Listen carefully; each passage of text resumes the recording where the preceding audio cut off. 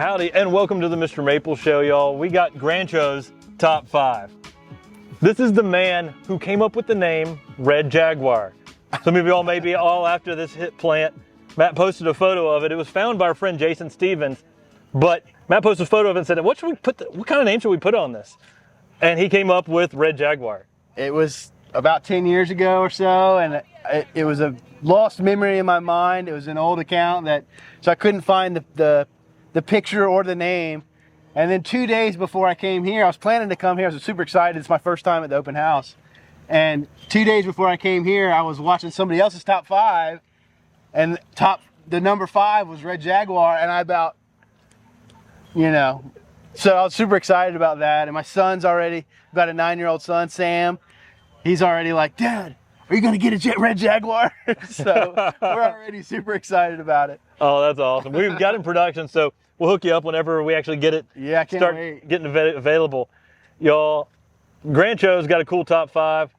And how long have you been growing Japanese maples? Well, I've been growing Japanese maples probably heavily since about 2013. Yeah. But my grandfather used to grow Japanese maples up in Boone. He had a little, yard sign, and he'd stick them in the back of the truck. And so he'd always have, I grew up around Trompenbergs and Crimson Queen, stuff like that. Oh, yeah. But so I got the bug from him. And then you met us at one of our Raleigh trips to Raleigh. Yeah, about 10 years ago, right? Picked up some cool trees, picked up I think I got a Beniotaki there, and I got 4 or 5 of them. So he's got his hand in a lot of different Japanese maples. We're gonna get right into it. We're getting into Grancho's top 5 Japanese maples. What do you got at number 5? Okay, number 5. I think number 5, I would gonna say, let's go Pixie for number 5. Yeah, I mean, that's an awesome plant. What do you like about it? To me, it's, the first Pixie that I got was on a lollipop. Yeah. And so it was just this big ball of, and it fills out really nicely. It's got just the right size leaf, and the color in the spring is just a perfect kind of mix between pink and red. Yeah, I mean, I love Pixie because it does give that pinker red kind of color. Stays a little tighter and a little bit denser. Pixie, 6 to 8 foot in 10 years. I've seen some Pixies be tall and say fairly dense, but I've also seen them just sort of become more ball shape over time. And it's so cool how it has some variation, and some witches brooms can have some of that variation like that. I mean, Pixie, when we do garden shows, we always carried Pixie because it was so bright red in the spring. And people would go crazy for it in a 1-gallon pot because it would stand out brighter than other people's colors. And then people started seeing us sell Pixie, and they had all these blood good seedlings. Well, they would just go and start throwing Pixie on the name on all their trees. And it's like, look, they're seedlings, not grafted like our Pixie. Definitely not the same plant. But, I mean, that's just such a cool plant. I mean, it just stays tight, dense. Richard Bomar, who's the guy who's driving the golf cart around, yeah, he actually is the one that introduced us to Pixie. Oh, cool. And he had this really big one in his front yard. I mean, just this gorgeous one. And we just fell in love with it. And we're like, we're going to have to produce more and more of these things because it kind of has that thing with a layering habit, almost like a Makawa, not quite, but with some of that red color. Yeah, some of them will get a little bit more branched out, but it does have that sort of layering. That perfect color, though. Perfect color to me. Oh, yeah. So what do you have here, number 4? So number 4, they're changing from what we talked about earlier already, I think. Number 4, I think I'm going to go with Yuki Guma. Yeah. I love the statuesque floating cloud nature of Yuki Guma. I think that the architecture of it I can't think of anything that quite compares to the way that it grows. It's got a great growth habit. It's got a phenomenal fall color. And in the years you do get white, I mean, there's nothing else quite like it. And, for us, we get white about 1 out of every 3 years. But we've got a full video on, like, how to get, the most white out of your Yuki Guma. You can go check that out. But I'll give you some tips. Let it leaf out slowly. So morning sun, afternoon shade, dappled light, that's going to help. Stay away from fertilizers. Anything you can do for a slow leaf out is going to give you the best white on Yuki Guma. But I mean, when it does give white, it's amazing. When it's green, it still gives a phenomenal fall color. It's one of the best fall color Japanese maples. And we did a top, I think top 75 or top 100 fall color Japanese maples recently on our podcast. And it was really high. Yeah. I'm pretty sure it reached in that top 25, which is crazy for a tree that people will talk about how white it is. They don't really talk about how good of a fall color it goes. I've had incredible luck, I guess, in the spring, because almost every year it's been a really beautiful creamy white for me. And, you know, it lasts about a month and a half maybe in that super light color. But the growth habit to me is almost as important as that white. It kind of has this, it elevates and sort of just lifts up in that sort of cloud formation naturally. Yeah, that makes sense. So what do you have as your number 3? Three is gonna be Sawa Chidori. I think that maybe Yuki Guma would be ahead of that one, but I'm gonna go ahead and say 3 for Sawa Chidori. Yeah. That one I feel like doesn't get much love. I feel like you don't see that one very often, but I remember when I found that one, it was already probably in a 5-gallon. It was, you know, about maybe a foot taller than this here. Yeah. And again, it was just the growth habit. The way the spring growth sort of opened up into those wet, sort of wet, you know, duck feet looking shapes. It was amazing. It was just blew my mind. Another one with great fall color, I feel like, too. It is. And the thing that stands out with me for Sawa Chidori is a lot of the Ghost series maples come down the lineage of Kasagiyama, Aka Shigatsu Sawa. They get heavy serrations on the leaf themselves. Sawa Chidori, the leaves aren't as serrated.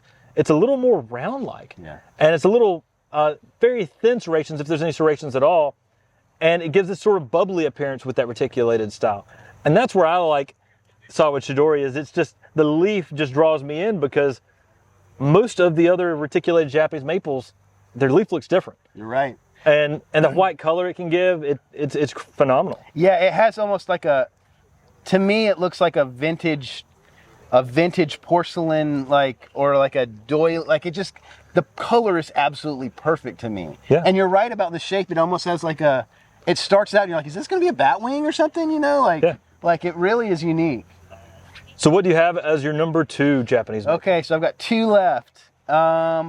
Number 2, and this is one that I mentioned to you. I'm gonna drop a number 1 that probably I didn't mention before, but number 2 I'm gonna say is Fuki Nagashi, which is another one that I think isn't really popular maybe, or talked about a lot, but there's a few reasons that I really like Fuki Nagashi. One is when I originally got Fuki Nagashi, I got it next to a big red dragon, and the two together, the Fuki Nagashi, sort of that light green that almost goes into like a straw color, like a wheat sort of color, matched with that bright red dragon in the springtime. It was just like, I'm going to show you a picture after this. You're just going to be like, oh, that's perfect. You know, it's a perfect pair. I really like the black bark, almost black bark. Like, it's one of the darkest barks that I've seen on a maple, and to me, that's intriguing. I love linear lobums. You know, I collect a lot of linear lobums, and it's a unique linear lobum as well. You know, it is. I mean, it's got that dark bark, the light colored leaves. Sometimes those leaves in our greenhouse, they can go almost like a silver kind of color sometimes, like a silver green, which is pretty spectacular. Fuki Nagashi was brought over from Japan about 2008, and so it really hasn't hit the market yet. Even still, like some of the other ones that brought over at the same time are like Kurinajishi and Kurohime. But Fuki Nagashi, it really is striking. I mean, the bark color's unique. The way the linear lobum is, it is very serrated. And it is, I say very serrated, it's very, very thin. It's very elongated and thin compared to many other linear lobums. It's a very awesome one because there's not quite a lot else quite. It's very unique. There's not a lot else quite like it. It's unique for sure. And that's where it's cool to talk to people about their top fives, because you never know what suit's going to fall in someone's top 5. That's one that we probably need to bring back more production here at Mr. Maple, because it's. I think that, well, there are some times when you're like, oh, that tree. Yeah. But there are other times where you just can't look away from it. You know, it's just, and like I said, the black bark I think is underutilized in the landscape as far as like pairing against. It's just a very interesting look when you have it next to something that's bright.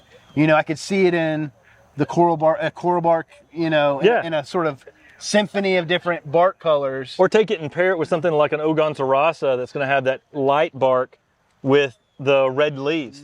And then you've got playing off each other, exact opposite on the bark. So you just have crazy color contrast. I think that there's possibilities for progeny of the Fuki Nagashi. I'd love to see some more black bark come in. Black bamboo, right? I like that idea. I think that would be interesting. Yeah, that's I like it. I like it. I like it.